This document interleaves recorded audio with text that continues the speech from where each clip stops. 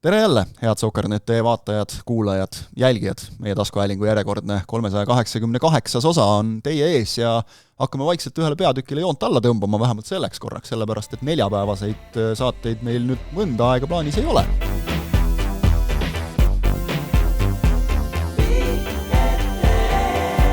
Põhjus lihtne, MM hakkab läbi saama. Poolfinaalid selja taga ja tegelikult jäänud ainult 2 mängu veel mängida või üks päris mäng ja siis 1 kolmanda koha mäng ka. Räägime loomulikult poolfinaalidest, räägime FC Flora euroteekonnast ja servapidi natukene võib-olla mõnest muust teemast ka, nagu Premium Liiga ennustus ja eestlaste uued klubid välismaa. Aga MM loomulikult tänase saate põhiteema. Siin laua taga sedapuhku Laura Jansen. Tere. Märten Pajunurm. Tere. Ja mina jätkuvalt Kristjan Jaak Kangur. Pikka sissejuhatust nagu ei teegi vist, et poolfinaale me ootasime, natuke isegi saime mängu.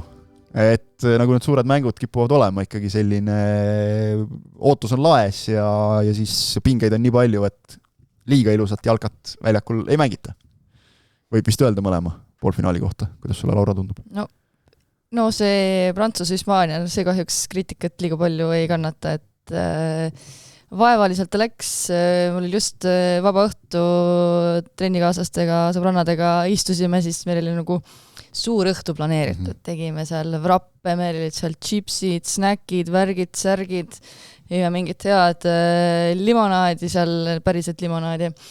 Ja siis ühel hetkel saame aru, et me lihtsalt kõik räägime omavahel juttu, sest et mäng lihtsalt ei paku mitte midagi vahepeal on, vaatad, et noh, ja siis läheb jälle sööt või löök täiesti umbkaudsesse kohta ja siis lõpuks saadki aru, et kui palju ma seda mängu siis vaatasin või vaatanud, et kelle süü see on, aga ühesõnaga see läks vaevaliselt ja nüüd see eilne mäng, see ju oli tore, lihtsalt siis ma pidin tööd tegema.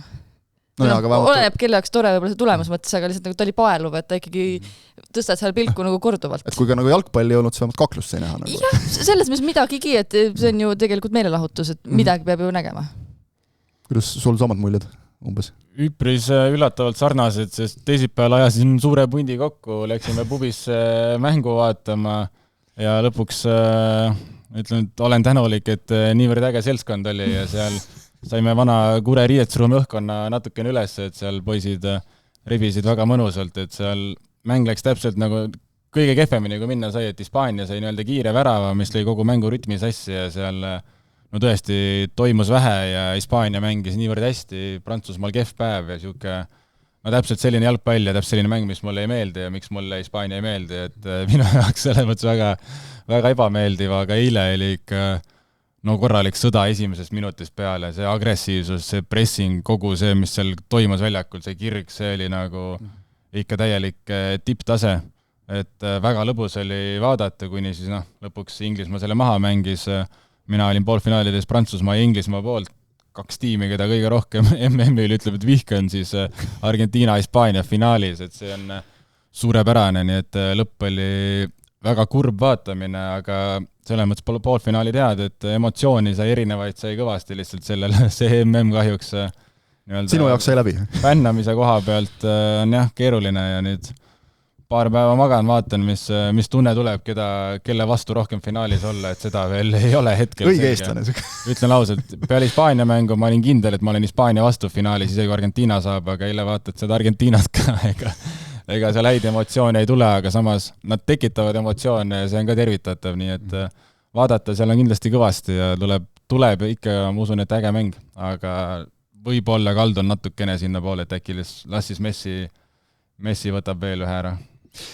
Ega selles mõttes me tihti näeme, et suur võistkond poolfinaalis jääb teisele suurele võistkonnale selgelt alla, aga et Prantsusmaal üldse mitte midagi välja ei tulnud, see oli ju ikkagi üllatav, et kuulus XG avapoolajal, kui sa peale ei löö, siis ta ei saagi midagi eriti nulli olla, ta oli seal 0,0 midagi vist neil ja mängu lõpuks 0,31 ehk et arvestades prantslaste ründevõimekust täiesti müstika ju tegelikult. See 0,31, ma ütleks, on ka natukene, olles mängu vaadanud ka hambad ristis, siis see on ka natuke liiga ümardati ülespool igal pool, kus sai. See on väga, väga palju kõrgemale tõmmatud. Aga seal, kus juures ma vaatasin neid söötu, võrgustikke, siis on ju, ja ma võrdlesin neid numbreid just, kui palju leiti sealt Mbappé'd ja Mbappé'le neid, või Mbappé'd ja siis Mbappé'ga teisi siis leidis.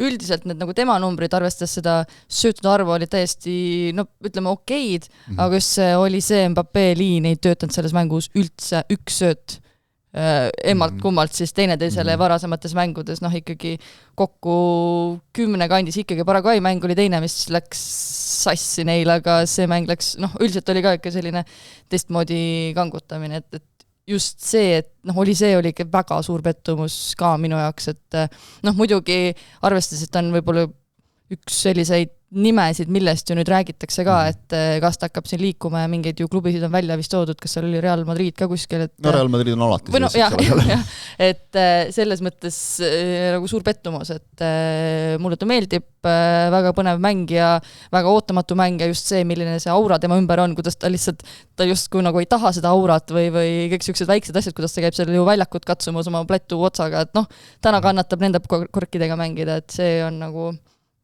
huvitav ja Hispaania vastu veel Tchouaméni, Mbappé'le 0 söötu näiteks, kui sealt keskelt, tegelikult ega nad ju naljalt, see oli toiminud see keskvälja mingisugune koostöö või palle sealt ikka naljalt läbi ei tulnud. Ega nagu selles mõttes me ei saanud olla üllatunud, et või ütleme, me ei saa öelda seda, et nagu Prantsusmaa nüüd mängis niivõrd halvasti, see oli ikkagi suuresti nagu Hispaania väga hea kaitsetöö tulemus. Aga see, et nagu Hispaania järsku, mis järsku nüüd, aga et hispaanlased on kujunenud nagu kaitse võrdkujuks, pigem ei oota. 37 mängu nüüd kõikides sarjades kaotuseta, kordasid sellega Euroopa pikimat seeriat, enne see kuulus Itaaliale, mis on nagu hästi loogiline, et Itaalia hoiab oma nulli taga ikka ära, eks ole, ja sellest ju juba piisab, et kaotust vältida. Aga see, et Hispaania on nüüd järsku nagu kaitse osanud lukku keerata, neil on sel turniiril 1 värav löödud, neil, kui prantslaste XG oli see mingi 0,3 midagi komakohtadega seal, siis tegelikult vaatasin, et see ongi hispaanlaste vastaste XG olnud keskmiselt sel turniiril. Ehk Hispaania tegigi nii-öelda oma ära, see ongi nende jaoks hästi tavaline asi, et me lööme ühe ära ja keerame lukku. Et see on minu jaoks nagu täitsa ikkagi selline ootamatu muutus, et Hispaania puhul me räägime ikkagi enamasti nagu palliga mängust ja et selles nad on tugevad, aga neil see kaitse ka nii kõva on.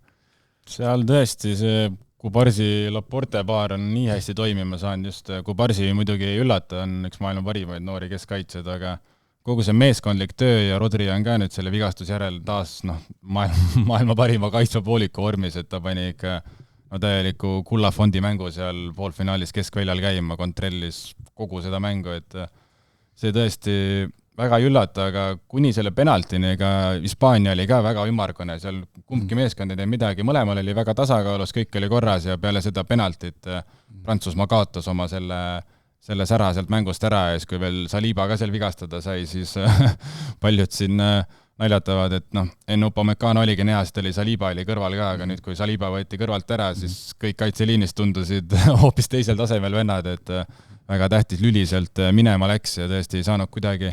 Aga see XG ka 0,3, aga tegelikult nad said seal korduvalt liini taha, Simon päästis uskumatute väljatulekutega, päästis, lõi seal korra isegi pallist mööda, pall kuks lahti, et seal natuke on niisugused võimalusi ka, mis XG-s ei kajastu, tegelikult oli Prantsusmaal, et nad ise ei suutnud ära lahendada, et seal päris nagu nii hull ei olnud lihtsalt, jah.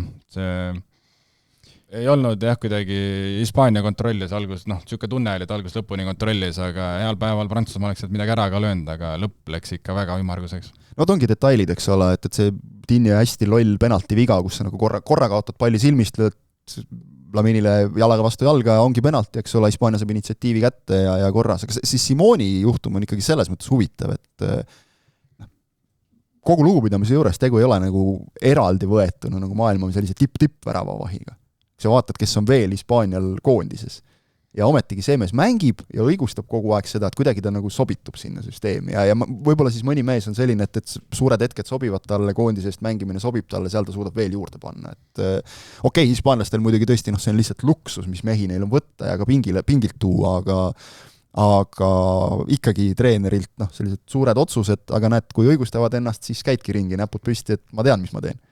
Hispaanial see värava valik õigustab ennast, Simon on tõesti sul on seal, ma ei tea, top 10 väravahtidest maailmas 3 tükki Hispaania koondises. Ja ta ei ole neist nagu ei esimene ega isegi teine, vaid ma ütleks, et pigem võib-olla 3. Aga vastupidine näide, mis ei õnnestu, on ikkagi Pickford Inglismaal, kellest ei ole suudetud nii-öelda lahti hoida, on oldud lojaalsed ja no ei vea välja, et juba me sinna mänguni veel, mul sellest on mitmeid emotsionaalseid arvamusi, aga sellest juba siis, kui Inglismaa-Argentiina mängust räägime, aga ütleme, et Simon ikka, noh, ma ei tea, kas ta tõesti klubi eest ei näita või lihtsalt kuna klubi pole nii särav, siis ta ei ole seal nagu kõige kõrgemas väravavahtide nimekirjas, aga koondise eest on mina kui Hispaania, ütleme, negatiivsel prillidega vaataja, siis mingi hetk käis klõps ära, ma vaatasin, okei, siin ma ei mäleta, millal taks kehva mängu teinud või millal taks eksinud, et tõesti on väga kõva tasemega väravaht. Ja noh, ikkagi selles kaitsetöös on suudetud panna ka kõik Lamin ja Mallid ja kõik sellised mehed nagu osalema, et seal no jälle kinnitus sellest, tegelikult ka Argentiina mäng samamoodi, aga see Hispaania oma ka, et see nagu kõik mehed saad tööd tegema, siis tuleb tulemus ka ikkagi. Musta tööd tegema ka. Jah, ma mõtlengi, et ka, et kas see Lamin ja Malli kuidagi mängustiil on ka ajaga muutunud, sest et räägitakse ka selle turniiri raames, et ta justkui ei paista silma, aga samas hakkad neid numbreid vaatama, siis tema see mõju mängul on ikkagi peaaegu üks suurimaid. Kui vaatame teiste koondiste mõistes, siis Messi on ilmselgelt seal ees oma kõikide mingite läbisöötude ja mingid senderused ja seal on nagu Messi, aga Jamal nagu justkui ta nagu su silm ei jää sinna peale otseselt, aga siis jällegi ta teeb võib-olla selle ühe asja ära. Kes penalti teenis, eks ole? Jah, on ju, et hästi kuidagi huvitav oleks ka tema mingisugust võib-olla mängu või sellist nagu küpsemist jälgida, et mida ta teeb täna võib-olla teistmoodi või rohkem või vähem või milliseid avanemisi. Kuidagi tegelikult ta on nagu muutunud tüpaaži poolest nagu kergelt, mitte palju. Kui meenutame nagu seda, kui ta pilti tuli, siis ta oli ikkagi see nagu noor poiss ikka, eks ole, andke mulle pall, ma teen, on ju. Et nüüd ta mängib palju rohkem meeskonnale ikkagi. Ja ütleme, suuri sõnu on ta siin ka teinud, aga finaal on veel ees, et kui ta seal selle ühe ära lööb 1-0, eks ole, siis ongi Ballon d'Or võib-olla jälle või midagi muud. Vaatasin, jäi silma hästi ka Tarmo Kink Postimehele antud intervjuus enne euromängu, ütles nagu väga head sõnad, et mida tuleb oma mängus teha nüüd siis täna õhtul Paide mängib Hegelmanniga, aga ütles, et mänguplaan toetab tööle ja distsipliinile ja ütles väga hästi, et kui Hispaania klassiga mehed MM-i poolfinaalis nagu ei pea paljuks teha ränka tööd, mis meie vabandus on. Et see on selles mõttes nagu hea näide kõikidele noortele ja vanematele jalgpalluritele ka, et see kõva treener peab muidugi olema, kes suudab siis kõikidele vendadele pähe tampida selle, et kui te nagu kaitsesse ka töötate, siis tulemus tuleb.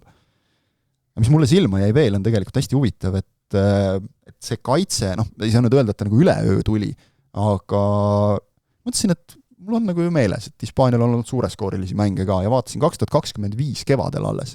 Mängiti rahvuste liigat, veerandfinaalis Hollandiga 2-2, 3-3. Siis samal suvel poolfinaal, rahvuste liiga poolfinaal Prantsusmaaga jälle 5-4. Finaal Portugaliga 2-2. 4 mänguga lasti 11 väravat endale. Pärast seda, ma ei tea, mida siis De La Fuente tegi või mis see muutus oli, sest tuletame meelde, see on koondis, sa saad vennad korraks enda juurde ja pead asju muutma. 17 viimasest mängust pärast seda 13-0 mängu. MM-valiksarjas Türgi lõi neile 2 väravat samas mängus, mis oli suht ebaoluline juba Hispaania jaoks. Siis on sellises eksklusiivses klubis on Iraak, Peruu, kes on suutnud neile lüüa nüüd maavõistlustes värava ja nüüd siis MM-finaalturniiril Belgia ja rohkem polegi nagu kedagi. Ehk siis 5 väravat lastud 17 mänguga, kui enne lasti 4 mänguga 11. Midagi ta pidi tegema siis järelikult seal. Ma arvan, tehti kõik need eksimused ära, mille pealt sai õppida, et kuule, et seda ei saa, et õpiti oma vigadest väga kiiresti, et see on tõesti 7 mänguga 13-0 mäng on ikka ja seal on tõesti nõrkasid vastasid on vähe nii-öelda, et ja MM-il on nüüd uskumatu minek, tõesti poleks oodanud ja poleks lootnud ja kurb on jälgida, kui hästi nad kaitsevad, aga jah, see meeskondlik kaitsetöö ja see ränk töö eilses mängus ka ikka see, kus Argentiina mehed seal tagasi töötasid lihtsalt mingi Inglismaa end soolosse läks, lõpuks oli sul 4 Argentiina venda igas suunas tuli kuskilt 100-ga mingi vend, et on ikka tõesti seal ega ühegi detailiga või asjaga järgi annad kuskilt, siis pikka pidu pole ja nad jaksavad, kuigi eks ole mehed on mänginud järjest siin 120-minutilisi mänge, et kui on tahtmist, siis tuleb see jõud ka kuskilt seest.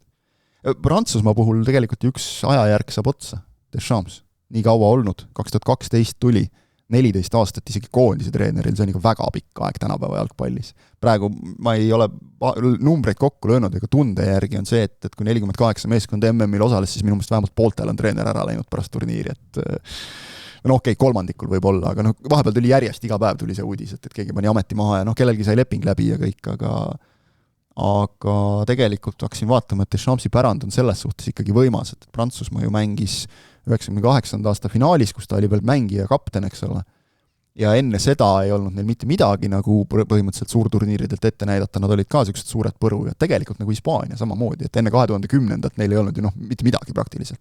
Pärast seda ka naljalt mitte. Kogu aeg lasid lati alt läbi. Hispaanial pärast seda tõesti ka mitte, 3 turniiri läks ju täiesti aia taha. Küll Hispaania võttis vaata EM-idelt ju kuldasid, et neil on ju vist viimasest nüüd 5-3 äkki või kui ma ei eksi.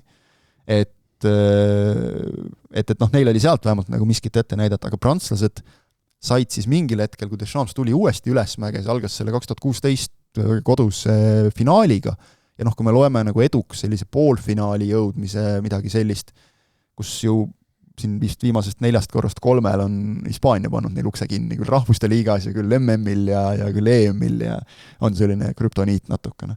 Aga tegelikult ikkagi, see ongi nagu, hakkasin vaatama hämmastav, et Prantsusmaal on ju alati olnud suuri mängijaid, kõik nendest Fontaine'idest alustades, kes seal 13 väravat lõi ja siis lähme edasi, mingid Platiniid, Papinid, Cantonad, aga koondise edu ei olnud, aga Deschamps on selle nüüd toonud, et võib-olla nüüd praegu see emotsioon on, eks ole, negatiivne, aga tegelikult see tema aeg on ikkagi olnud super, et nüüd me oleme harjunud, et Prantsusmaa on iga turniiri eel on suur soosik. See minu jaoks oli ka vähemalt selle turniiri eel, kui küsitigi, et kelle poolt seal oled ja teed, oma pöialt hoidsin kellelegi teisele, aga küsiti, et kes siis võidab, siis ma olin suurim tõsiselt, et Prantsusmaa, et siin pole justkui küsimustki või kuidagi nad on nii rahulikult, vaikselt ennast mänginud tõesti siia nagu tippu ja sellised nagu tasakaalukalt ka läbi selle nagu mänginud ja Mbappé ka kuidagi kihvt vaadata, et just see, et PSG-ga nagu ei õnnestunud, aga samas see kuidagi Prantsusmaa värk või kuidagi nagu suudavad kuidagi piisavalt nagu ratsionaalsed olla, arvestades ka seda, mis nagu neil riigis toimub iga seal pärast igat mängu, et seal pooled tänavad pannakse igaks juks põlema, et vahet ei ole, kas võit või kaotuseks. Jah, et selles mõttes seda enam on huvitav vaadata, kuidas nad suudavad selle kire suunata ikkagi niivõrd heasse mängu, et nüüd jah, selles ühes mängus sellest kirest ei puudu ja tõesti, ma ei teagi, kui hullud need kaadrid seal tänavatel olid, aga samas vahepeal nagu selgus, et kõik ootasid mingit sellisel Maroko mängu järel mingit hullu löömingut ja siis selgus, et nagu midagi, et kuskil mujal hoopis kakeldi. Oskavad olla küll. Aga kõigi märkide järgi ikkagi tuleb nagu Zidane, et see saab küll huvitav olema vaadata. See on Real Madridis ikkagi näidanud, et seal, ma ei tea, palju ta seal nagu nüüd mingit taktikat juhendas, selleks võib-olla olid teised mehed, aga et just see, et see egode pool ja kõik see, et mängijatega nagu suhtlemine, hakkama saamine, et selles osas vist ei tohiks nagu järeleandmist tulla, et väga, väga põnev igatahes nagu vaadata, et kas Zidane siis nüüd tõstab nad nagu veel kõrgemale kuidagi või mis ta teeb selle pundiga. Ma loodan, et selle taustal taaselustub selle Zidane'i laul või see Vaudeville või mis see on, et see on minust väga hea laul. Loodan, et seda hakatakse ka rohkem mängima kuskil. Ei, kindlasti see tõmmatakse käima jälle. Okay. Prantslased on nagu osanud ju seda laulupoolt nagu minu meelest hoida väga hästi.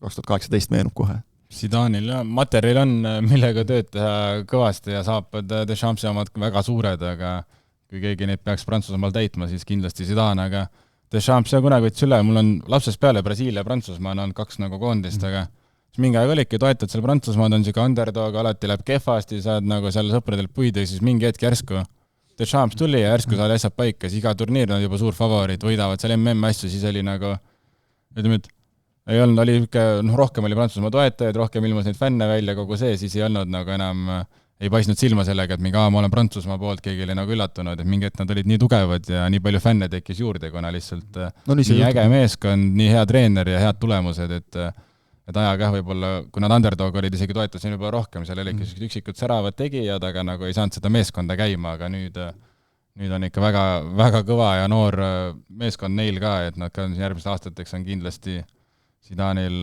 on eesmärk on selge, et samamoodi nagu seal Realis neid staare hallata ja Prantsusmaale nüüd tagasi uuesti tiidlit tuua, et meeskond on ikka hirm tugev.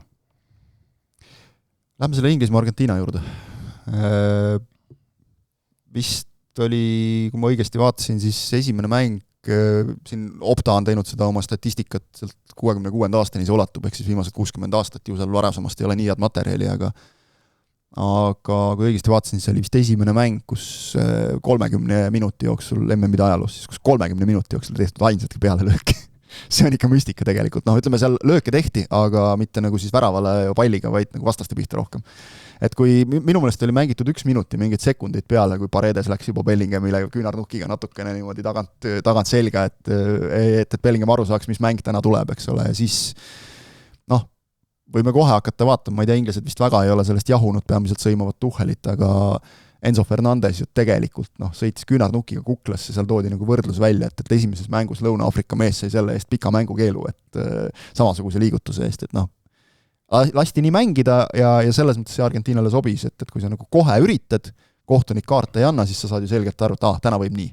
Ja see neile sobis. Kuigi minu meelest Inglismaa tegelikult sai sellega hästi hakkama, et kui seal vaja oli, siis võeti Messi ka kahelt poolt tulles vikatiga maha, eks ole, aga ja nad ei hakanud nagu kätega vehkima ega seal tõuklema ega midagi tegema, et nad olid valmis selleks, aga lõpuks see ikkagi selgelt, see on nagu rohkem Argentiina mäng, et räpaseks nimetatakse, aga samas, kas see meid nagu Argentiina puhul või ma ei tea, Uruguay puhul, Paraguay, eks ole, siin sellel turniiril laamendas ja lõhkus korralikult, kas see üllatab meid, minu meelest Lõuna-Ameerikased on alati nii teinud, et ei ole nagu šokk.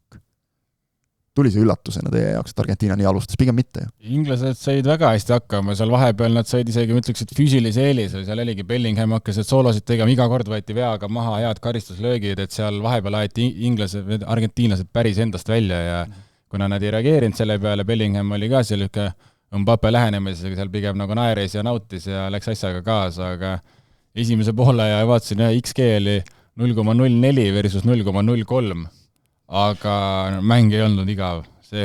Mäng oli nagu kogu aeg midagi toimus, midagi käis, et arvestades kui vähe seal nagu võimalusi ja lööke, kogu seda oli, siis oli väga huvitav esimene poolega, see oli ikka tõeline uskumatu lahing, et seal Simeone pandigi lihtsalt sellega peale, et lihtsalt jookse ringi ja tee vigu ja kes saab olema mingi 6 viga, ma arvan. Oma isa poeg ikka. Igas ilmakarjas jooksis 100, keegi tegi konksu, hops tõmbas sisse, reaalselt ma arvan, 6 viga tegi esimene poole, kui nagu, et seal, ja siis on isegi hoiatust, ma arvan, ühtegi korda, et tee rahulikult edasi, et selle jaoks ta sinna sisse pandi lihtsalt, et seda Inglismaa rütmi ja seda asja tappa ja sellega ta sai hästi hakkama, et rünnakul ta väga ohtlik ründemängija pole, aga andis mängule oma värvi andis juurde ja kuna kohtunik joon on ka seal, ongi väga jõuline olnud ja selleks mänguks valiti veel ekstra jõuline joon, siis said argentiinlased oma parimaid omadusi seal terve mäng näidata.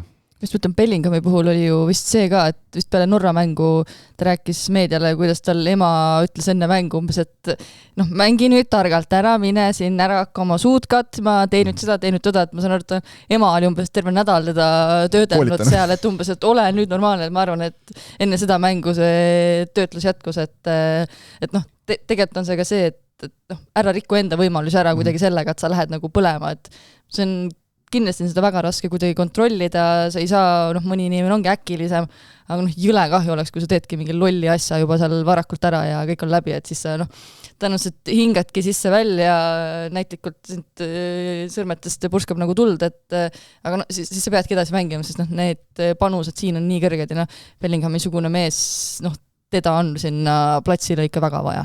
Ja ta sai sellega kokkuvõttes nagu hästi hakkama minu meelest, et ega ta nagu jutustamata ei jätnud nendega seal ja rindu kokku panemata, et selle tegi ära, aga täpselt hoidis seda õiget piiri ja nagu sa ütlesid hästi, et Mbappé kombel, eks ole, nagu, et kui maha tõmmati, siis jälle suu kõrvuni, eks ole, et olete hädas muga, jah, selge, väga hea. Aga inglased, ma ei tea, kas nüüd teenitult või mitte, aga kindlasti nagu mitte vastu mängukäiku, 10 minutit oli teist poolega mängitud, läksid juhtima, väga ilusti välja mängitud rünnak, nägime jälle seda, et Kane muidu täiesti varjus, aga ikkagi ta on Bayernis seda nüüd ka juba mitu aega teinud, et talle meeldib tulla väga madalale vastu, lasta keskringist kuskilt mingi sööt ja siis sealt ikka lõpuks mingisugune olukord tekib. Väga hästi välja mängitud rünnak, inglased tegelikult nagu väga õige taktikaga said oma edu kätte ja siis mingil põhjusel loobusid sellest taktikast. Et tegelikult 1-0 pealt oleks justkui olnud palju loogilisem mängida nendele kiiretele vasturünnakutele, keskenduda kaitsele, aga mitte vajuda niimoodi kaitsesse, nagu Inglismaa vajus. hea küll, see on selge, et ütleme selline 5-10 minutit pärast väravat, me teame vana jalgpallitõde, et siis sa oled haavatav, eks ole, 10 on isegi palju juba, võib-olla natukene, aga et see algul, Argentiina tuleb hirmsa hooga peale, et sa algul vajud kaitsesse, aga nad jäidki sinna kaitsesse. Ja nagu see ei olnud see, et sa ei suuda sealt välja murda, kuigi Tuchel seda selgitas pärast, et me ei suutnud palle võita, me jäime hätta, me ei tahtnud nii, aga siis minu küsimus on, miks sa neid kaitsjaid sinna vahetuses sisse tood riburada pidi ründavate mängijate asemele?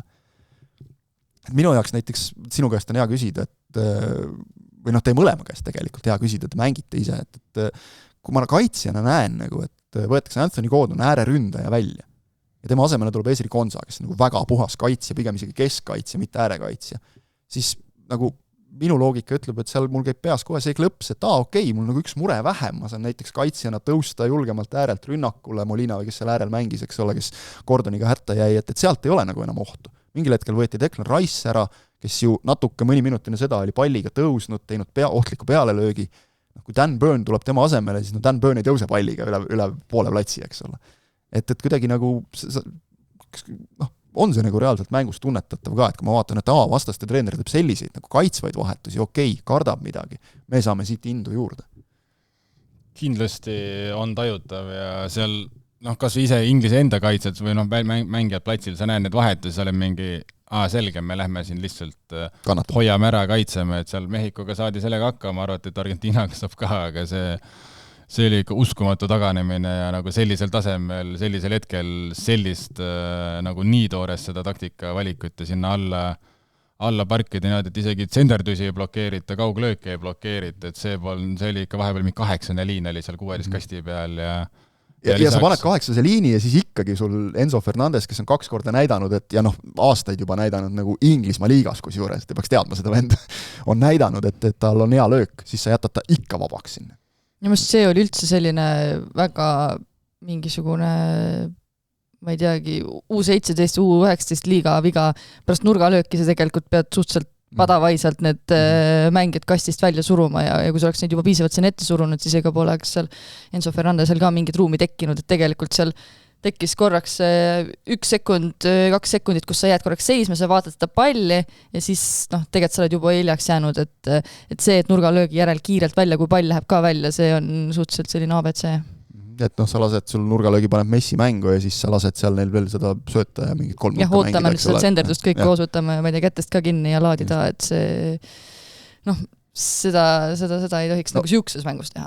Oleme ausad, Pickford paar korda nagu paar asja tassis välja, aga siis ikkagi esimene asi, kui vaatad seda Enzo Fernandese lööki, et see nüüd päris ristakasse ka läinud, et võib-olla mõni pikem mees oleks ära võtnud, et põhimõtteliselt nüüd on sinu võimalus Pickfordi kiita, mida sa jätad kasutamata. Eilsega sain selles mõttes asja selgeks, nii ma saan aru, miks iga kord, kui ükskõik kus kohalt vastane löögile läheb, siis Pickford alati karjub oma kaitsete peale. Aga ta lihtsalt karjub sellepärast, et ta kardab, et see löök läheb raami ja siis on väravast, ta lihtsalt ei saa. Ma ei saa aru, 23 meetri pealt vendlub koha pealt, mitte isegi küljevõrku ja Pickford teeb eluhüppe veel sellele järgi ja ta jääb nagu meetri kaugusele.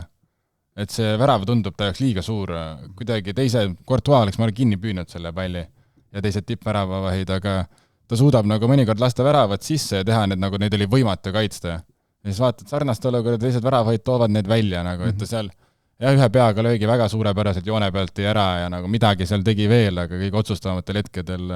No joonel on hea, eks ole. Seal teine värav ka, täiesti mingi esiposti lihtsalt passima, ta polnud isegi muidugi keeruline olukord seal ka, aga tõesti, seal Inglismaal on vaja, kui tahavad taset tõsta, siis ma usun, et seal mängijad ise ka teavad ja kui sa tead, et sul on Pickford taga ja sa ei lähe 20 pealt neid lööke blokeerima, see on lihtsalt, sa mängid loteriiga seal 2 korda löödi neile posti sealt tsenderdustest, sellega nagu pääsesid, aga seal tõesti tõenäosus oli see, et nad lõpuni sellega välja ei vea, isegi võid seal Dan Burni asjad kaitsesse tuua, aga see, kuidas seal täielikult selles mõttes anti alla mängimisega, Messi saab iga kord vaba jalaga tsenderdada ideaalselt nurgas seal kõige paremast kohast Messi parema jalaga ka ikkagi, eks ole, nagu, aga ei ole kõndimise jaoks tal see, see on Lionel Messi. Aga see teine värav ma tahaks näha, seal kui see lahtine pall oli, Spence jõudis Essana pallini, Messi astus tal jala peale, Spence jäi seal lonkama, aga siis nägi, et vile ei tule, siis nagu pooleldi mängis edasi, aga lasi Messil ikka vabalt minna tsenderdama. Arvatavasti seal pole midagi, aga mitte ühtegi kordust ei näidanud. et sellest tahaks lihtsalt näha kordus, arvestades, kuidas siin võeti, kellel Egiptusel võeti vära, astuti jala peale, et lihtsalt tahaks näha kordus sellest, sest Spence ei hakka seal niisama sellises olukorras lonkama ja tal ei hakka valus, et see oli lihtsalt niisugune huvitav olukord, millest lihtsalt tahaks kordust näha, aga eile üldse väga vähe näidati kordusi peale mingeid olukordi või seal lõpus Martínez püüdis palli, kukutas selle käest ära, anti viga. Käega mängis anti seal minu meelest, aga jälle ma panin ka nagu tähele, et kuhu see kordus jäi nagu. Ja peale seda Martínez hoidis palli 40 sekundit käes, lihtsalt rääkis kohtunikuga, lihtsalt ei pandki palli mängu ja Argentiina värava tähistus võttis ka mingi 3 minutit aega, et seal oleks pidanud veel kauem neid lisaminutit tulema, et need värava tähistused tänapäeval on ikka uskume, need on nagu hüdratsioonipausid juba, need on vahel 2-3 minutit võtavad aega, see on ka päris uus ja huvitav fenomen, vanasti sai nagu minutiga sai hakkama. Jah, seda küll. Ma just mõtlesin, et kas selle väravavahi osas, et kas selles mõttes inglased võivad nagu Pep Guardiolat süüdistada, et kui Guardiola ei oleks hooaja alguses toonud Man Citysse viimasel hetkel seda Donnarummat, kes kuskilt turu pealt nii-öelda odavalt kätte saadi tema kohta, siis oleks olnud tõenäoliselt Man City esivärava James Trafford, kes nüüd istus rõõmsalt pingil seal, kui me nüüd mõõdame nagu täiesti väga selgelt ainult ühte kategooriat ehk pikkust, siis seal on kõva 12 sentimeetrit. Ta on peaaegu 2-meetrine ja Pickford on 1,85 m, et aga me näeme, et tänapäeva tippväravavaid nad ikkagi on, korvpalluri kasvu, nad on sinna 2 meetri alla. Courtois'dest alustades ja siin nooremate meestega lõpetades, eks ole. Et jällegi detailid, aga täpselt 12 senti pikem vend oleks, nagu sa ütled, püüdnud selle palli võib-olla seal, või vähemalt tõrjunud. Ma ei tea, kus ta seal löögi hetkel oli, või ma ei tea, kui Aiko Argla seda vaatab või kuulab, võib mulle lahti seletada selle analüüsi, aga tõesti tundus seal mitu eksimust korraga. Ja lisaks Pickfordile ma ikkagi eile olin väga pettunud Harry Kane'is.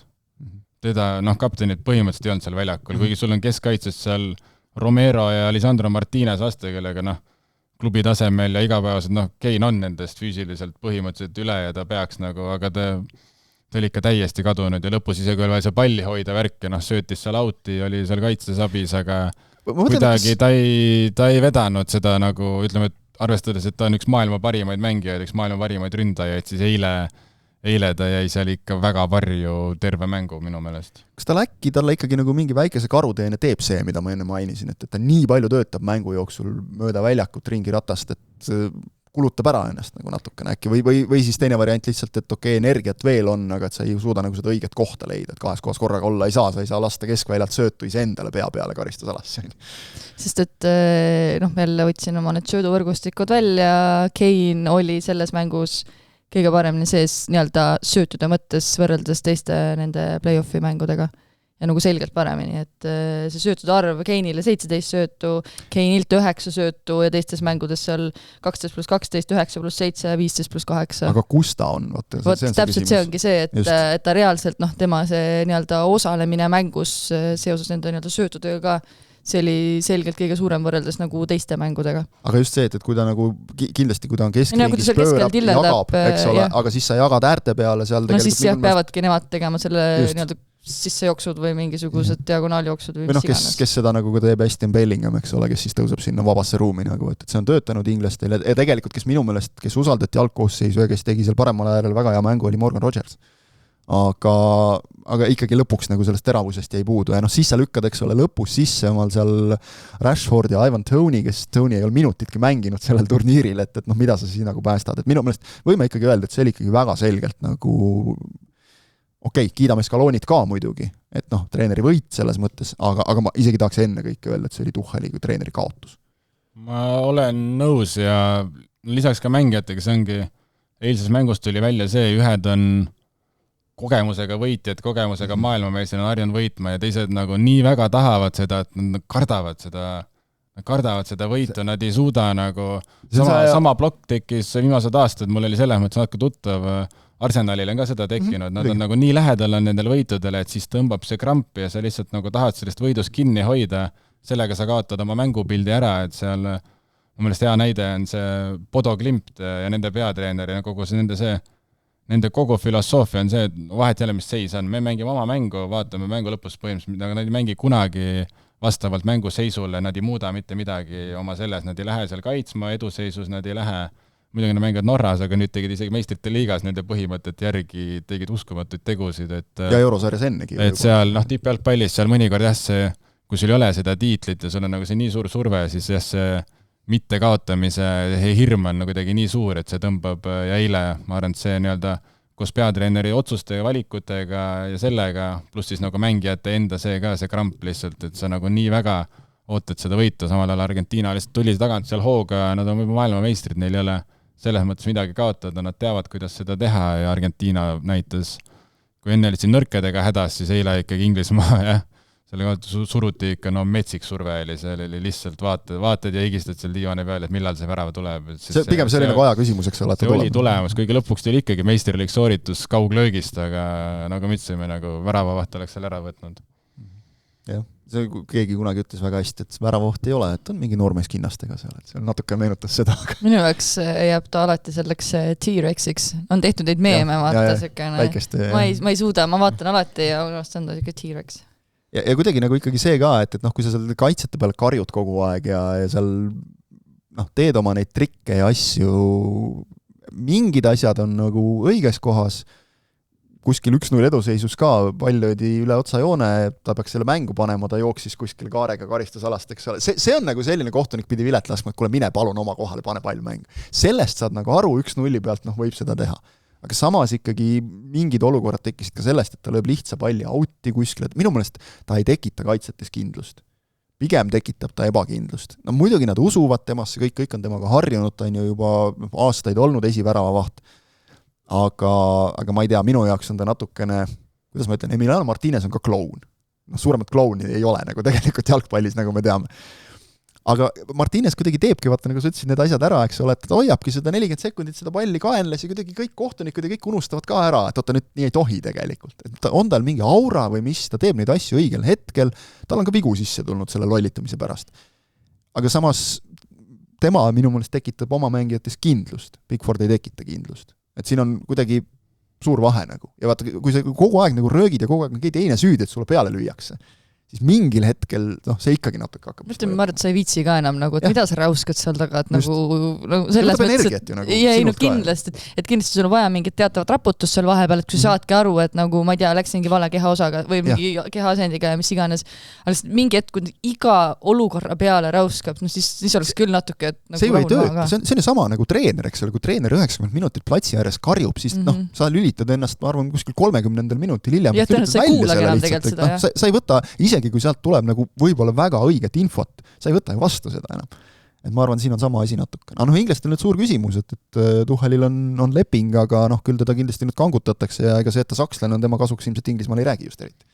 Aga muidu oli ikka, Inglismaa tegi suure sammu edasi võrreldes Southgate'iga. Nagu see mängustiil, kuidas mängijate tugevuste peale, ei olnud Harry Kane'i pannud nurgalööke, Bellingham ei olnud kuskil, ma ei tea, mis uskumatus rollis, ta oli MM-il juba sama palju väravaid kui varasema koondise karjääriga, et minu meelest ta leidis muidu suures pildis selle õige mängupildi, õiged mängijad, sai asja toimima, see, mis meeskonna vaim oli, kuidas nad töötasid üksteise eest, kuidas nad olid ühtsed, kogu see, et oli palju positiivseid märke, et seda Southgate'i Inglismaad vaadata, kohutavalt igav, see polnud lõbus jalgpall, aga Tucheliga läks asi lõbusamaks, lihtsalt nüüd kogu viimased pool tundi MM-il lihtsalt värvib kogu selle MM-i natuke teise värvi ja lähevad teise emotsiooniga nüüd koju, et see, eks ta mõjutab, aga usun, et suures pildis nad Inglismaa jalgpalliit võiks nagu rahul olla.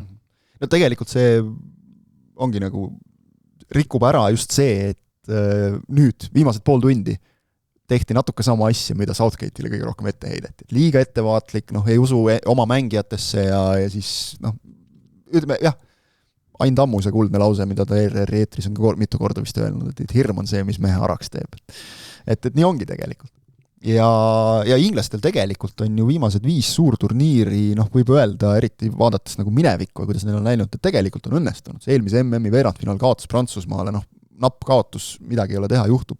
Neil on ju siin EM-i finaalid ette näidata, nad on MM-il nüüd 2 korda poolfinaalis olnud, eks ole. Et jälle täpselt see viimane samm, et nende puhul ka tundub, et kui tuleks nüüd ära see üks tiitel kuskilt hammastega välja tirides, hambad ristis, et siis äkki see vabastaks meeskonna, siis ei oleks enam just seda võiduhirmu nagu, eks ole, et eduseisus ei hakka lollusi tegema. Et selles mõttes on hea näide just sama Prantsusmaa, tegelikult ka Hispaania, eks ole, kes sai sellest mingil hetkel üle ja ega Argentiina oli ka pikalt oli meeskond, kes muudkui põrus MM-idel eriti. 2014 jõudsid korra finaali, eks ole, aga siis jälle aia taha kõik. Copa Ameerikal neil oli ju ka seal järjest tulid finaali kaotused kogu aeg. Ja juba räägiti, et Messi koondisega ei võidagi mitte midagi, eks ole. Mees on ära oodanud, nüüd võib-olla uude nädalasse läheb 2-kordse maailmameistrina, eks ole, ongi, kõik on tehtud, siis on nagu tõesti see, et football completed, et siis tegin ära. Kuigi tegelikult oleme ausad, see sai tal esimese MM-tiitliga juba tehtud, aga olla 39-aastaselt endiselt üleplatsi vend, seekord jooksis ka. Eile ta mingi hetk lihtsalt ongi, ta aeti veel vihaseks ka ja siis ta lihtsalt võttis, nagu vanakooli Messit vaataks, andke pall siia ja ma lihtsalt hakkan tegema.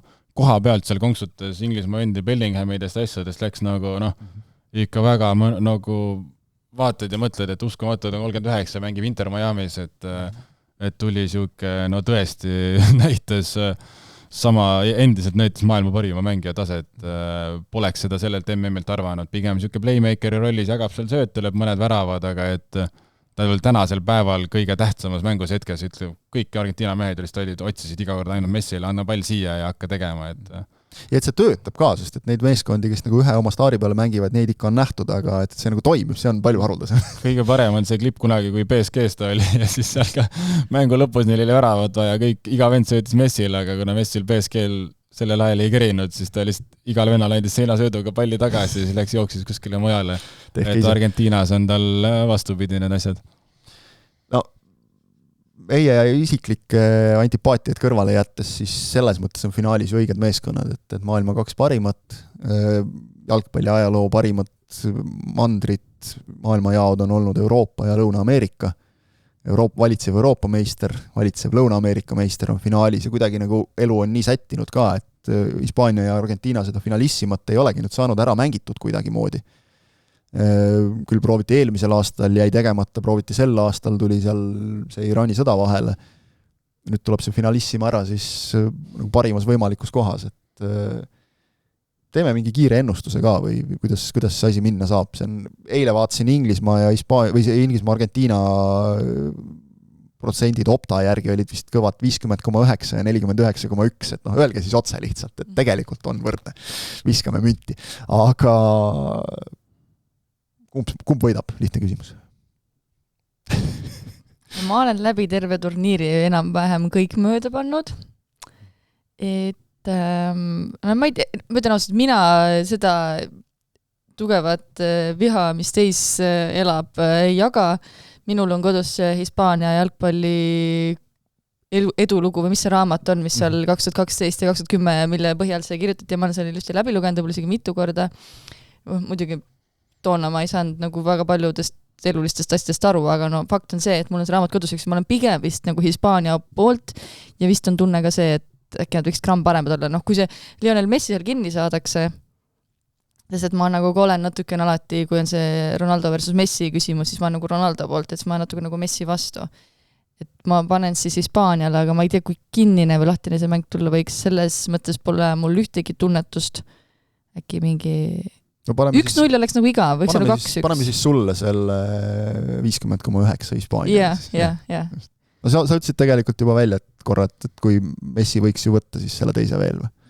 Ütlen ausalt, nüüd viimase tunni jooksul siin MM-i arutades olen natukene rohkem Argentiina poole kaldunud, et see Hispaania kuidagi ei meeldi lihtsalt, nagu ei ole see mängustiil, mis mulle meeldib jalgpalli vaadata, aga samas kui Mikel Merino lõpus peale tuleb R9 ja seal värava lööb või võiduvärava lööb, siis sobib ka, et on äge mees, et Arsenali mehed seal. Aga samas, mida ma Argentiina kiituseks võin öelda, on see, et vanasti miks, lapsed saadik mulle pole Argentiina meeldinud, oli see, et nad mängisid nii igavat jalgpalli, sealt ei tulnud, nagu mitte midagi ei toimunud. Aga nüüd nende mängud on lõbusad, seal saab draamat, seal on sõda, seal on väravaid, seal on ikkagi lahtine mäng, et selles mõttes ma loodan, et Argentiina teeb selle finaali põnevaks ja ei tule siuke Hispaania kontrollitud mäng, kus lihtsalt Rodri on seal pallihoidmistrennis ja lihtsalt koolitab ja näitab, kuidas nii-öelda ideaalselt jalgpalli mängida. Et usun, et Argentiina suudab seal ikkagi oma füüsilisuse ja sellega asja teha põnevaks ja hoida sellega nii-öelda põnevust finaalis, et ei tule lihtsalt Hispaania kontrollimine. Natukene kardan seda Hispaania, nad on nii hästi kokku mänginud, neil tõesti asjad toimivad praegu. Üks päev rohkem puhkust ka veel ja sellised väiksed detailid, et ma näen, et Hispaania on favoriit, aga ma ennustan, et Argentiina võidab ja tõesti loodan, et ei tule siuke 1-0 või siuke kinnine värk ja ma usun, et ei tule ka ja äkki lisaajal, äkki penaltid, aga samas ka mingi normaalajal 2-1 või siuke midagi sellist oleks fantastiline, aga ootused on ikkagi kõrged finaalile, et Argentiina teeb sellest põneva ja lahtise mängu. Jah, ma tahaks ka enne kõike nagu finaaliväärilist finaali saada, et võib-olla päris sellist draamat nagu 4 aastat tagasi Kataris tehti finaalis, et seda on nagu raske korrata lihtsalt natukene, et asjad niimoodi kokku langeksid.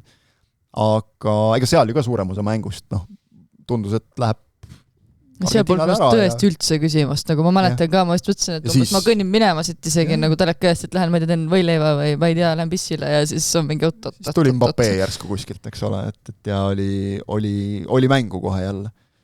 Aga jah, ma ka nagu seda Messi faktorit ikkagi välja ei jätaks, et jällegi, kui keegi suudab ta üldse kinni võtta, siis võiks need olla hispaanlased, aga ma just selles mõttes loodan, et nad ei võta teda kinni ja ma ei tea, võib-olla isegi siin see argentiinlaste keerulisem tee finaali ja kõik ja see üks, nagu sa ütlesid, tegelikult väga oluline, üks vähem puhkepäev, et äkki see ei mängi nii suurt rolli, et kui keegi suudab nagu endast mingi lisaressursi leida, siis tundub, et need on argentiinlased, ja neil võib-olla on nagu natukene vähem tõestada, see on jälle siuke kahe otsaga asi, vaatasin inglastest, keegi ütles enne poolfinaali, aga mis surve meil ikka peal on nagu, et Argentiina kaitseb tiitlit, et nemad peavad nagu kaitsma seda, mängus nagu küll kuskilt näha ei olnud, et see kuidagi Argentiinal oleks mingisuguse surve peale pannud, et pigem ikka oli inglastel see, et kuule nii lähedal, äkki hoiame ära. Et äkki selles mõttes pingevabamalt natukene saavad argentiinlased mängida, aga hästi palju tõesti sõltub sellest, millise alguse see finaal saab. Et kui Hispaania saab kohe nagu värava kätte ja ohjad kätte, siis läheb Argentiinal raskeks, aga nagu me nägime, kui Argentiina saab mängida oma mängu algusest peale, siis võib Hispaanial olla päris keeruline. Nii et ma võib-olla siis olen seal selles 50 midagi Argentiina paadis. Kusjuures ma mõtlesin, et seda vist pole ju ka olnud, et samal ajal on nii naistel kui meestel sama maailmameister, et praegu oleks Hispaanial see võimalik seda korrata. Peast ei ütle, aga kiiruga vaatasin üle, et ei tohiks olla, sest USA on võitnud enamus aega nagu naiste puhul, et sealt nagu meestele seda on raske nagu ette kirjutada, et see oleks üks selline võimalik, ma ei tea, põnev liin, mida lisada, kui siis, või versus see, et oleks Inglismaa Hispaania olnud finaalis, et see oli jällegi naiste kahe eelmise finaali kordus, mis oleks ka nagu teistpidi põnev olnud, et siis ongi nagu see, et meil on üks suur jalgpalliriik ja teised vaadake, kuidas saate. Mulle endiselt meeldib see, et finaal ei ole Prantsusmaa Argentiina, et see MM-il nagu, meistrite liigast te võite mängida seal kas või minu poolest 2-3 aastat järjest nagu sama finaali, aga elame üle, sest alati on see, et okei, sai see läbi, tuleb uus hooaeg, siin on uus lootus, nüüd ma pean siis 4 aastat elama selle teadmisega, et jälle olid samad satsid nagu, et kusjuures need ongi ju suuresti ikkagi ka 4-aastase vahega ikkagi väga palju samad meeskonnad tihti peale. Et praegu oleks ju olnud näiteks, samad peatreenerid, samad asjad, et selles mõttes hea. Hispaania, Argentiina tegelikult ei ole omavahel nagu suuri mänge ju väga mänginud. Et selles mõttes ka midagi uut. Ja vaatame siis, kuidas läheb. Messil oli ju eile esimene mäng Inglismaa vastu, et alati uuriti, kui Messi oli tipus, et kas ta seal külmal märjal Stoke City staadionil saaks hakkama, aga seda me teada ei saa, aga Inglismaa koondisega ei tekkinud probleemi. Ei tekkinud mehele probleemi. Rääkides sellest optast, mis sa ka rääkisid enne, et siis Inglismaal ka see jada katkes ju, et nad pole A-tähega koondise vastu 100 aastat. Jah, 22 mängu oli see, et polnud kaotanud nüüd siis 23. paraku. Jah. No see on nüüd tõesti üks ebaolulisemaid fakte, mis MM-i käigus on välja otsitud. Ei, ta on naljakas, aga ebaoluline siiski. Kui tuled üldse selle peale, me võiks Eesti puhul hakata ka välja otsima, et mis täht meile nagu kõige paremini sobib. Ja pluss siis kas nagu ingliskeelses või eestikeelses. Juba see küsimus. Jah. Vähemalt Eesti osas ei teki nagu probleemi, siin Messi tekitas ka mingit furoori, kui ta ütles, et ma olen maailmas kõigiga mänginud, inglastega veel ei ole ja siis ma ei mäleta, kus riigis mindi tohutult, kas Norras äkki, mingi tohutult närvi selle peale hakati nagu välja otsima, et ikka väga palju on neid riike, kellega ta ei ole tegelikult mänginud, miks ta ütleb nii? Ja tähtedest rääkides, mõnes Prantsusmaa kaitse, kes tuli Saliba asemele, Maxence Lacroix on äkki esimene mängija üle 30 aasta MM-il, kellel on mõlemas nimes on X-täht. No, et sellised nüüd teame, et see ei tööta, ärge selliseid mehi koondisesse võtke rohkem. Vot, aga ega me selles mõttes rahvusvahelistest mängudest nagu ei pääse, et küll konverentsiliiga võistkonnad mängivad kõik täna, siis neljapäeval, kui me seda saadet lindistame hommikupoole, siis õhtul nad mängivad. Et seal me ei oska veel midagi öelda edasipääsu kohta, aga meistrite liigas Eesti klubi kahjuks ei jätka esimese eelringi järel, ehk siis FC Flora läks Tbilisisse, sai tegelikult lõppkokkuvõttes tulemuse mõttes päris tublilt hakkama, tegi Iberiaga 2-2 viigi. Parandame muide kohe siinkohal ka ühe vea, mille me eelmises saates tegime, et koefitsiendi punkte klubid saavad edasipääsu eest, mitte mängu tulemuse eest. Seal tegelikult nagu see, kas sa võidad või mängid viiki, ei loe pääsi, et sa edasi saad, siis on see klubi koefitsient. See on see, mille tõttu Flora on veel asetatud võistkondade seas tänu oma sellele alagrupiturniiri tulemusele. Et seal nagu niivõrd seda ei pea vaatama, et kui edasi saad, siis on hästi, et iga mängu tulemus loeb selle riigi koefitsiendi arvestuses. Selles mõttes oli Flora 2-2 viik Eestile vajalik, natuke ikka abiks. Aga muidugi mäng oli jälle selline, et kui sa ikkagi lased vastasel 2-0 panna ja arvestada, et siis tegelikult kahe mängu kokkuvõttes oli 5-2, siis see lõpuspurt tubli, et ta tuli, aga ta jäi ikkagi hiljaks ja kui me nagu räägime mõlema mängu kokkuvõttes, siis Floral oli nende 180 minuti jooksul oli liiga palju neid hetki minu meelest, kus nagu, ma ei tea, kas siis vastase tempo oli parem või vajuti ise kuidagi ära, aga nagu, kus ütleme, kukuti ära lihtsalt. Et niimoodi kuskile jõuda on ikka keeruline Euroopas.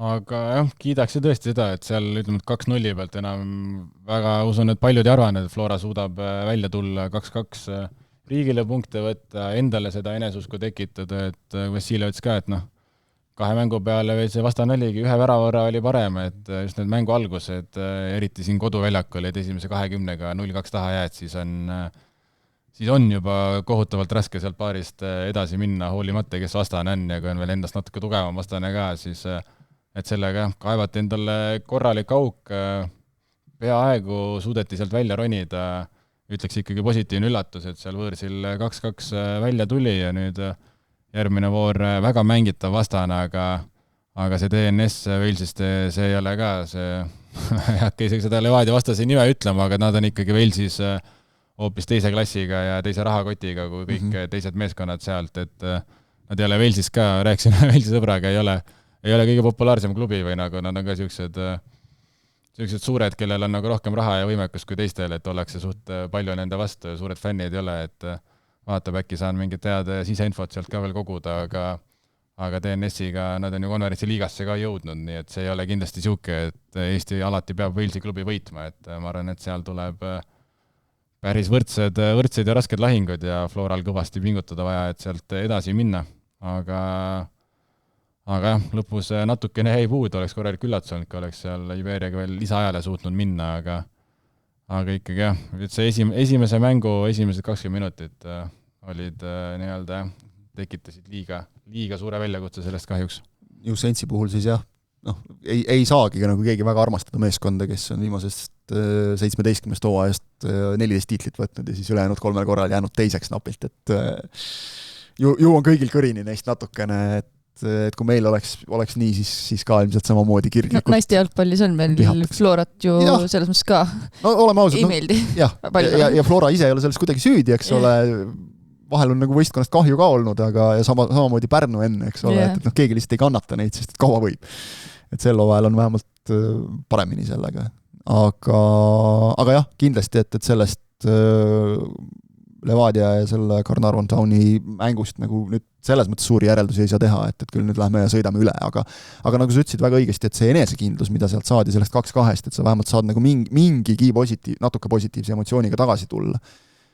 Et oleks sealt, ma ei tea, 3. veel välja võtnud, mis tegelikult oli väga lähedal, mis seal ära võeti napilt, et no oleksid sõitnud sealt, loksunud tagasi sealt 0-3-ga, eks ole, lennukis öösel ikkagi kerib peas kuskil, et saime hirmsa paki, et praegu on midagi positiivset võtta. Aga mis minul muidugi küsimärke tekitab, on ikkagi see, et Flora komplekteeritus natukene, kui sa nagu tead, et sa oled meister, sa oled meistrite liigas, meil on kuidagi viimastel aastatel nii läinud, et see meeskond, kes meistrite liigasse jõuab, ei ole nii tugev, kui ta oli eelmisel hooajal ja siis ei tule seal nii hästi välja ka, et ikka see äärekaitse koht, et ei taha absoluutselt öelda, et Kuraksin on süüdi, kui sa oled ääremängija, sind pannakse nagu sinna äärekaitsesse tegutsema, oli näha nendes olukordades kohe alguses vale sööt, selline kuidas öelda, lapsik või nagu mõtlematu vale sööt, ütleme, et mida ta pigem ju ei anna üldiselt.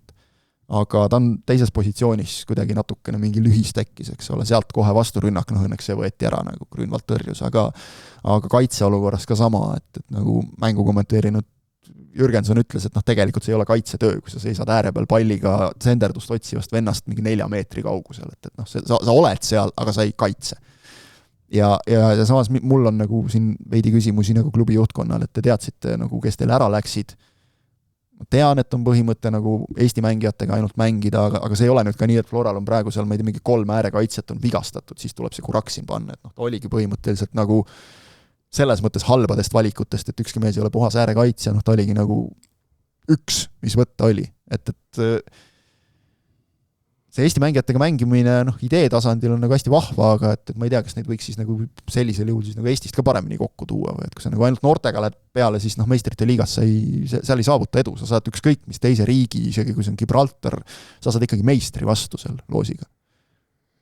Et seal on mul küsimärke natuke. Mingi hetk nad ju tegid, kui nad tõid kogenud mängijad tagasi, kes olid veel ei olnud karjääri loojangu täitsa faasis, vaid olid ikkagi veel väga hea minekuga, siis oli ju Euroopas ka nende läbi aegade parimad ajad, aga seal jah, see Eesti jalgpallis sa tihti oled oma edu ohver selles mõttes, kui sa meistriks tuled, see tähendab, et sul on mingid mängijad on paremad, sul on mingid müügiartiklid, sa saad maha müüa ja kui su eesmärk ei ole siin järjest 4-5 tiitlit võtta samade meestega, vaid ikkagi mehi edasi müüa ja siis juba uusi mehi peale kasvatada, siis paratamatult päris raske on tiitlit kaitsta ja Eesti euroedu ka kindlasti sellega natukene kannatab, kuna fookus on ikkagi suurema pildi peal. Levadia eelmine aasta suutis oma tuumikut säilitada ja seal lihtsalt see õnnetu mängu lõpp seal Luksemburgi klubiga ja mitu korda olid seal tugevate klubidega väga lähedal, et nemad suutsid oma tuumikut säilitada, aga isegi see lõpuks suuremat edu ei toonud, kuigi jah, seal ise napilt mängisid selle edu maha, aga Floral jah, suund on teine. Tooksin plussidesse sellega välja, et ikkagi mõlemas mängus ühed siis nendest noortest staaridest või tuleviku müügiartiklitest suutsid värava lüüa, Alamaa esimeses mängus, Varjund teises mängus, see on ka väga oluline Eesti jalgpallil, et Varjund juba oli koondises ka värava, Alamaa teeb väga säravat hooaega, et Eesti jalgpallile siin järgnevate hooaegade lõikes kindlasti positiivsed märgid ja saavad siin eurojalgpallis veel ennast näidata. Jah, et tegelikult kui vaadata nüüd nagu Flora neid võimalikke vastaseid siin nüüd peame, esiteks tuleb see Walesi punt ära võtta, eks ole, ja siis saame sealt nagu edasi vaadata, aga ärme unustame, et Flora jätkab ju seda meistrite teekonda, et seal tegelikult nagu šanss on päris hea. Et muidugi seal, eks ole, on see, et tulevad nüüd ringiga sinna konverentsiliigasse, siis 3. ringi, sinna play-offi, eks ole, ka need, kes on siis edasi jõudnud meistrite liiga esimesest ringist ja põhimõtteliselt on võimalik seal ka uuesti sama vastane saada teoorias, nagu teame, on juhtunud. Aga praegu vähemalt vaadates see tee on selline lubav, et nüüd ole ise mees ja mängi. Aga keda tegelikult, kui me räägime siin koefitsientidest, siis keda nagu tuleb tänada, et Vladimir Vassiljev Liepajaga ei ole Eestit unustanud, kuna Montenegro klubi välja lõid, Tečitši, siis see on Eestile väga kasulik, sest Montenegro on meie üks lähedasemaid konkurente seal selles tabelis. Ja ikkagi Eesti treener eurosarjas klubiga edasi ei ole igapäevane asi, kaugeltki mitte. Pluss tal on just väga hea see konverentsiliiga saldo ka, 10 mängu, 5 võitu, 2 viiki, 3 kaotust. Väga hästi arvestas seda, kuidas meil on mõni suvi olnud selline, et mingi 1-2 võitu nagu terve selle 4 klubi peale. Meenutame, et me oleme selles augus praegu seal tabelis sellepärast, et meil oli üks suvi, kus me ei saanud ühtegi võitu, eks ole, et 10 mängust saadi vist kas 2 viiki äkki läks tabelisse. Või läks selles mõttes on Vassiljev ikka väga tubli olnud. Ja esimeses mängus ka punasega võideldi sealt midagi välja punase kaardiga mängides ja siis teises mängus vormistati ära, et nii hoida, et siin võib-olla järgmistes ringides saab veel Eestile teeneid teha. Konverentsiliiga ekspert, jah, aga täna vaatame, homme võib-olla ärkame nii, et 3 Eesti klubi on edasi pääsenud konverentsiliigas, täiesti realistlik, et Levadia on edasi pääsenud juba, ei ole vale niimoodi öelda, Paidel on kerge eelis ja Kaljul 50-50 seal võõrsil on ikka väga raske, aga Kalju on väga küpset tarka mängu näidanud siin Euroopas ja suudavad Euroopaks ikkagi väga, väga ennast kokku võtta ja enda parimat mängu omadusi näidata, nii et kõigil on väga head võimalused olemas ja vaatame, alla 2 oleks väga suur pettumus, kui edasi pääseb. Kindlasti. Natukene Eesti meeste käekäigust välismaal ka, et servapidi me rääkisime Rocco Shane'ist ja Portsmouthi minekust juba siin ühes varasemas saates, siis oli see laual. Nüüd on see tehtud. Ja ma ei tea, mul on selline tunne, et see on nagu natuke kuidagi radari alt läinud, et Eesti mees läheb nagu championshipi mängima, Inglismaa esiliigas. Et meie räägime ja püüame siin tema enda kommentaare saada ja kõike, aga tegi endale selline vahva sünnipäeva kingi ka, et sai sünnipäeva tähistada juba teadmisega, et Portsmouthi mees ametlikult. Aga et nagu mujal, natuke on nagu kuidagi tähelepanuta jäänud see isegi täiesti minu meelest. Et ma ei tea, kas siis see Portsmouth ei ole nagu paljude jaoks, mina mäletan, kui nad Inglismaa kõrgliigas veel tegusid tegid, aga võib-olla nooremad ei mäleta enam, et see, või tundub see esiliiga kuidagi selline, et see ei kõneta, aga see on ikka väga kõva liiga tegelikult. Ja ta on väga suur väljakutse selles suhtes, et seal mängitakse väga palju mänge. Seal on palju mänge, seal on väga sellised kinnised võitluslikud mängud, et seal väljakutse on väga suur, aga Rokol tal on jõudu, ta jaksab joosta, tal on kiirust, et tal on füüsilised võimed on kõik olemas ja eks ta sellepärast sinna toodi ka, aga Norras ka, ma ka Norra sõbraga rääkisin, kui ta läks sinna Fredrikstadi, nad ka toodi ka vaata suure summaga tegelikult kohe ju öeldi välja, et võtmemängija meil see, mõned sõbrad seal Norra Fantasy's tõid teda sisse ja lootsid, aga kuidagi ei kerinud, seal esimene pool aasta nad ei olnud nagu väga, ütleme, et väga müüdud veel. Aga siis läks see uus hooaeg käima ja hakkas niimoodi mängu tegema, et saidki kohe seal 2,5 milliga edasi müüa ja mulle meeldis see fakt ka, et läbi aegade kõige kallim Eesti mängija, kes ei ole väravavaht või kaitsja, on Rocco Robert Shane 2,5 milliga ja championship, et tõesti, siin võib-olla MM-i ja kogu selle varjus euromängud asjad, et kuidagi peaks tõesti suurem olema ja väga põnev jälgida ja meil on ju ägedaid lugusid championshipist, siin folkloori on kõvasti tulnud, nii et loodame, et Shane paneb seal juurde ja kui ta seal saab jala maha, siis on meil koondises ikkagi poolkaitses väga kõva tasemega seal tugitala keskel olemas, kelle peale ehitada annab kogu seda asja, nii et palju õnne ja kiitus Rokole, tõesti vägev üleminek ja hoiame kõik pöidlad, et saame siin championshipi jälgima hakata. Jah, seda võiks olla nagu kuskilt kanalitest võib-olla natuke lihtsam leida ka, kui mõnda teist liigat, et Matis Käidi mängude vaatamisega näiteks Eestis on suht keeruline olnud, et tuleb mingeid piratstriime otsida. Enamus jah, kes meil seal kuskil Kesk-Euroopas on, et tuleb kangutada. Jah, et äkki siin on seda vähem natukene. Ja enne kõike muidugi loodame, et ta seal ka põhisse ennast mängib, et võib-olla ei maksa ka algul liiga palju põdeda, sest et nagu öeldud, Inglismaa esiliigas on meeskondi palju, mänge palju ja see tähendab seda ka, et meeskonnad on päris suured. Et seal ei maksa nagu põdeda, et kui sul on keskväljal ka kõvasti konkurentsi ja võib-olla kohe alguses ei mängi, et 2,5 miljonit nüüd Portsmouthil ei ole ka päris kommiraha, et küll seda meest siis nagu hoitakse ja kasvatatakse. See oli vist nüüd kõige suurem ülemineku summa neil, mis nad on maksnud peale nüüd seda, ütleme, et uuesti nullist üles ehitamist. Aga käisid põhjas ära täitsa vahepeal. Proovivad siin nii-öelda targalt ja uut moodi üles ehitada ja Rocco on väga tähtis tükk seal, et kindlasti ta võimalusi saab ja selles mõttes, kui ise veab välja, siis lootus on hea, et temast loodetakse, oodatakse ja eks võib-olla antakse natukene aega ka lihtsalt, seal jah, konkurents on Championshipis päris tihe, et kui seal meeskonnal kohe alguses nii-öelda kehvasti ei hakka minema, siis usun, et on kõik hästi.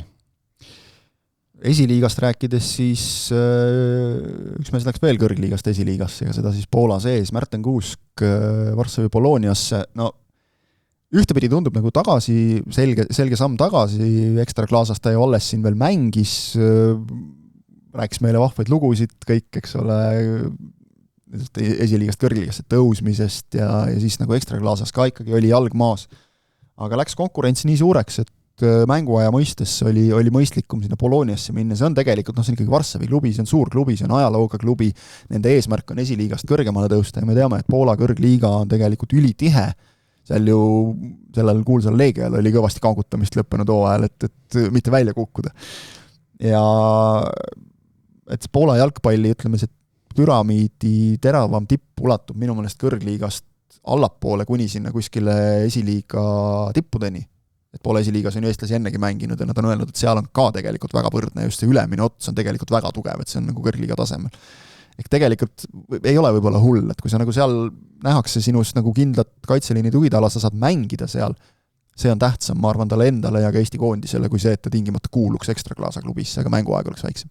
Usun ka, pluss mehel on kogemus olemas, kuidas esiliigast meeskond üles tõsta, pluss sa oled oma ikkagi mängija karjääri parimates ja kõige tähtsamates aastates, sa tahad saada platsile, eriti siuke keskkaitse, siuke hingestatud võitleja ja mängija tüüp, nagu Märten Kuusk on, et kujutan ette, et seal kõrvalt kaua ei jaksa jälgida, et seal pool aastat võid pingil olla ja meeskonna mängija olla, aga tegelikult kui sul ikkagi see ambitsioon ja see kirg on, siis päeva lõpuks sa tahad platsile saada ja ma arvan ka, et siin esiliigas seda toodi kindel võtmemängija kaitses, kes on tõestanud ennast nii kõrgliigas kui esiliigas ja peaks seal olema ikkagi põhikoosseisu mängija ja kui sa oled seal esiliiga üleval tipus, mängid selle ülemineku peale, ülesse tõusmise peale, siis ei ole suur probleem ja võib-olla on juba järgmise aastal kõrgliigas tagasi, aga kõige tähtsam ja hetkel, et saab korralikus klubis, saab mänguaega.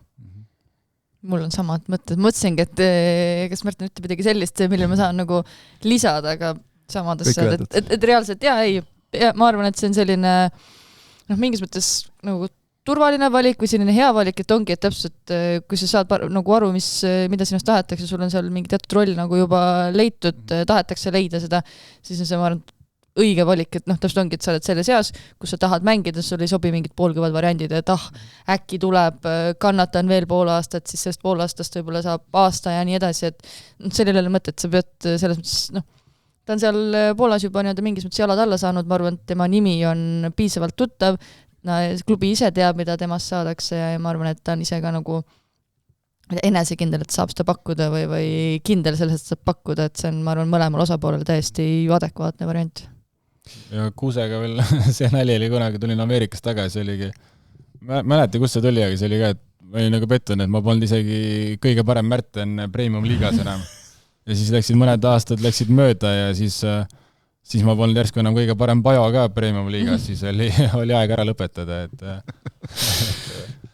siuke kõrvallugu ka veel.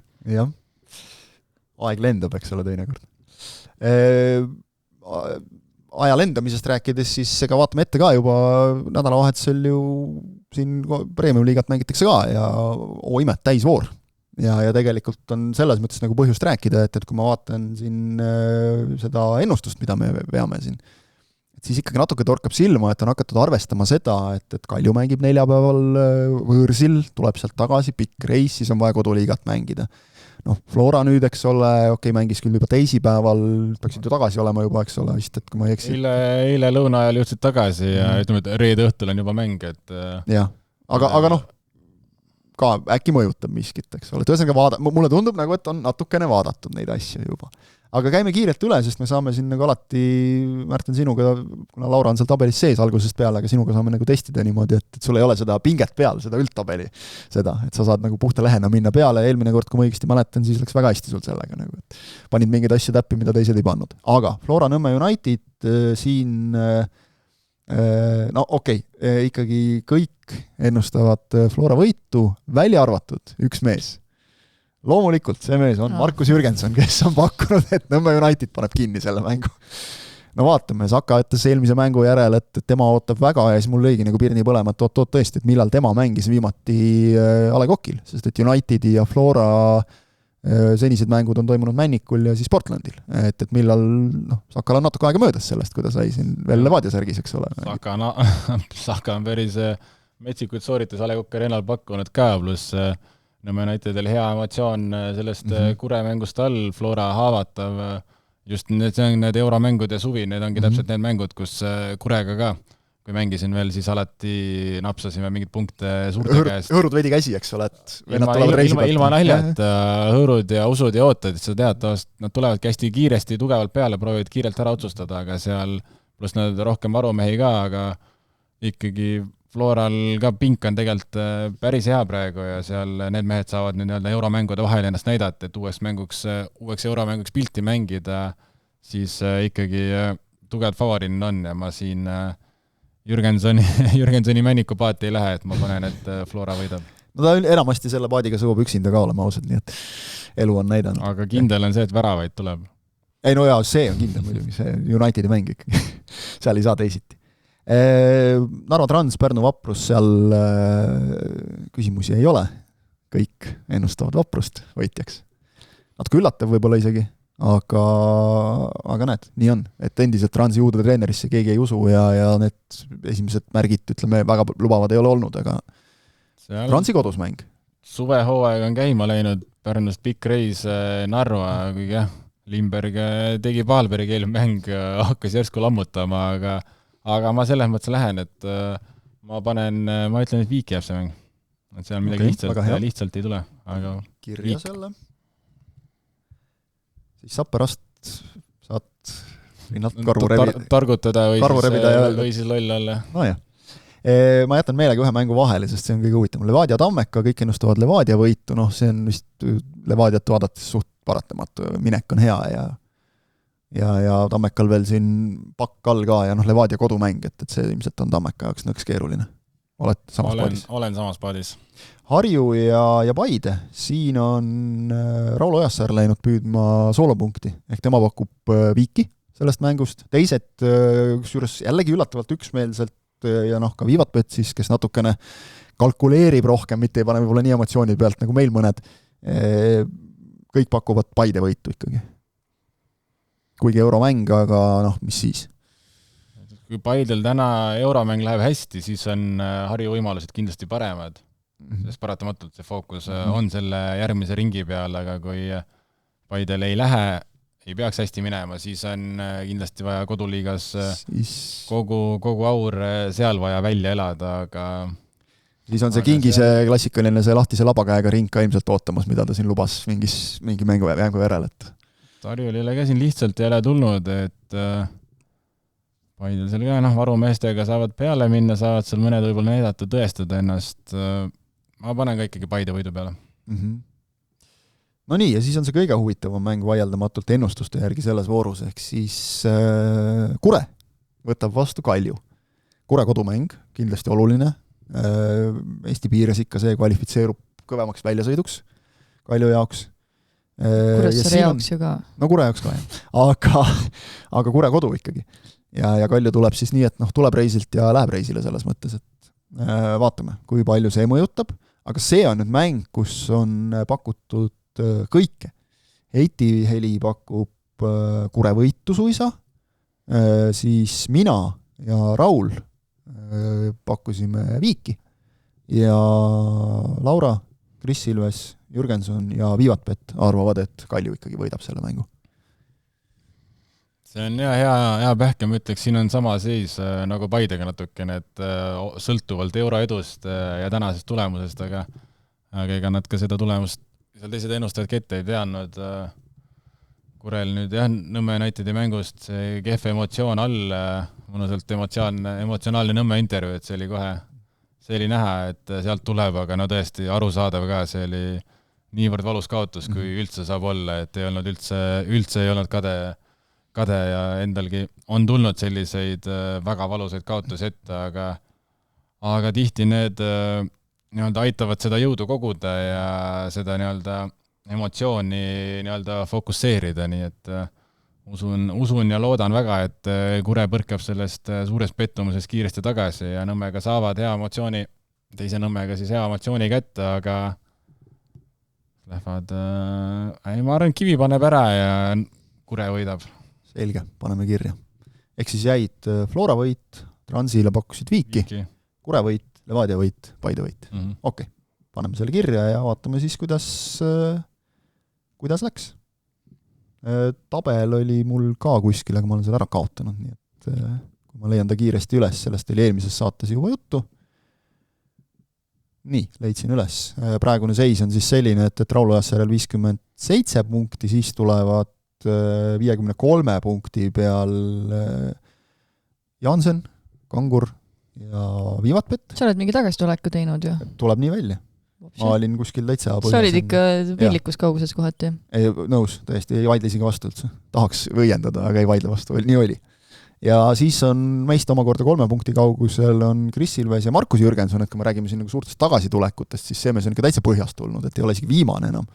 49 punkti on Heiti Helil, nii et seal on ka kõva rebimine, aga selline mõnusalt ikkagi tasavägine tabel, et esimese ja viimase vahe 8 punkti, et peaaegu see Poola kõrgliiga või? No peaaegu ekstra klaasa. Vot. Sellised jutud. Aitäh teile. Ja nagu öeldud, neljapäevastele saadetele mõneks ajaks nüüd tõmbame joone alla, aga mine tea, äkki tehakse Eesti jalgpallis midagi põnevat, et on põhjust jälle tuubeldada ka neid saateid.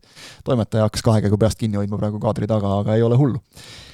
Praeguste plaanide järgi igatahes siis esmaspäeval oleme uuesti selle saatega eetris. Nautige suve, nautige jalgpalli, käige vaatamas seda, kes nüüd täna mõtleb, et kas minna või mitte minna, minge toetama Eesti klubisid eurosarjades, vaadake koha pealt nädalavahetusel Premium-liigat ja vaadake telekast MM-i ja ongi elu ilus, nii et nii on. Aitäh ja kohtume jälle!